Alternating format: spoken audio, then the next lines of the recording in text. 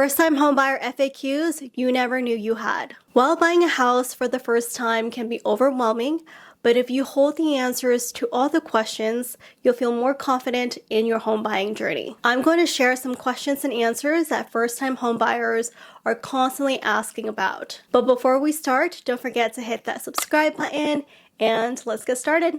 Coming in hot with everyone's favorite question, number 1. When is the right time to buy? Interest rates are high right now. Should I wait? Interest rates are high right now. Here in Southern California, they're hovering around the high 6% range, sometimes even over 7%. Should you wait?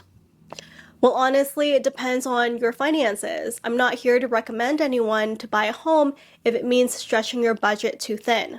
But if you're ready and have a solid financial plan, aren't living paycheck to paycheck, then yes, I would say any time is a good time. Real estate is a long-term investment. Even with higher rates, home values tend to appreciate over time. As long as you're financially prepared to ride out any downturns, you'll be fine because the market always bounces back. And remember, if rates fall, you can always refinance, reducing your monthly payment. If you're financially stable and comfortable with your payment, don't let higher rates stop you. Number 2, how much do I need for closing cost? Closing costs typically range from 2 to 3% of the home's purchase price, and it is a required expense, not optional. They cover fees like your title insurance, your escrow, your lender and realtor charges, so it's important to budget for them in addition to your down payment. So let's say you plan on putting down 5%, make sure you save at least another 2% for closing costs, totaling of 7%. Depending on the situation, you may be able to negotiate with the seller to cover some or all of that closing cost, but it's still essential to plan for them. Number 3, what's really included in my mortgage payment? So every single month, you'll be paying PITIA, principal, interest, property taxes, homeowners insurance, and homeowners association fee if there's an HOA. Number 4, what are the upfront costs associated to buying a house? Great question. So you have the credit report when getting pre-approved.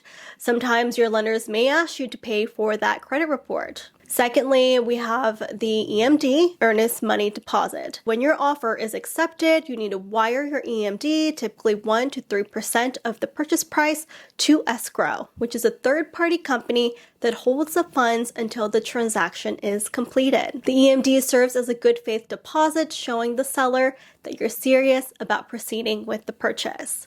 It's typically credited towards your down payment once the sale goes through. Next is the down payment. So that's typically 3% to 20% of the home's purchase price, depending on your loan type and your financial situation. We also have the closing costs. Like we mentioned, these range from 2 to 3% of the home's purchase price. Next up is the home inspection reports. Once you're in escrow, it is highly recommended to get a home inspection report, which typically costs between $300 to $600.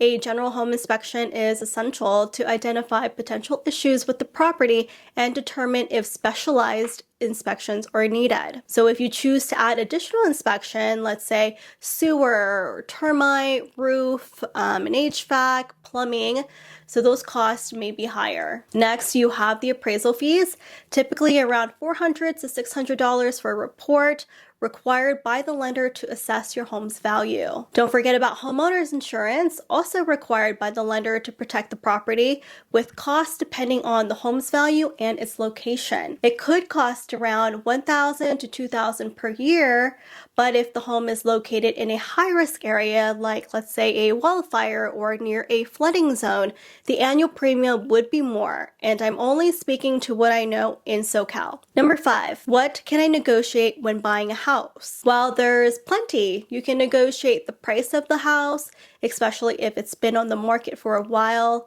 You can also ask the seller to cover some or all of your closing costs, or request repairs or credits for issues found in your home inspection report. Even details like your move-in dates, your terms of the offer, commission, and any type of appliances or furniture can also be part of the sale. Everything is on the table. It's all about finding a win-win situation with the seller. So that is the top 5 questions I get asked frequently. I hope this helps anyone looking to get started. If you need further clarification or would like me to do another video on any of these topics, feel free to comment down below. Thank you guys for watching and stay tuned for more tips.